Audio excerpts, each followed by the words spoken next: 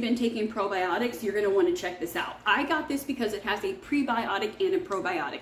Gut health issues. I was always bloated, I was always constipated, and then also my skin was always breaking out. It is definitely not perfect, but it is a lot better now. When my gut is really messed up, I start to see it in my skin. I get very itchy, very rashy. The other thing is I started to have candida overgrowth. For me, that was like hairline, dandruff, acne, and all the things.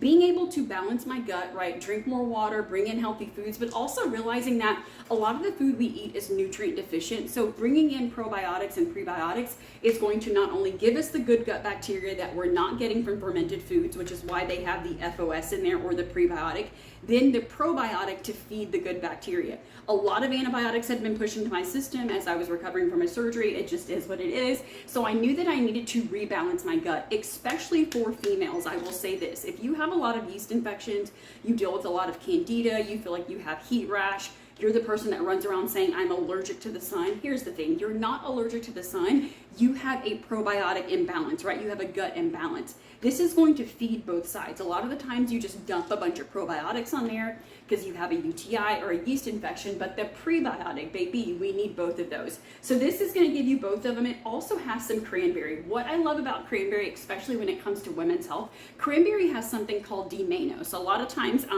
when you're having a UTI or bladder infections or kidney infections, you drink cranberry, but the main ingredient inside of cranberry that makes the difference is D-mannose. That basically comes into your bladder, tells your kidneys that sequestering of E. coli and bacteria cannot stay there. So if you feel like you always have a lot of UTIs, also I just want to throw in bladder, womb health for women, everything in that womb space really talks to each other. So if you're having bladder issues and kidney issues, you're also having issues in your womb space, this is going to be supportive of all of it. Definitely talk to your doctor. It says 2 capsules a day.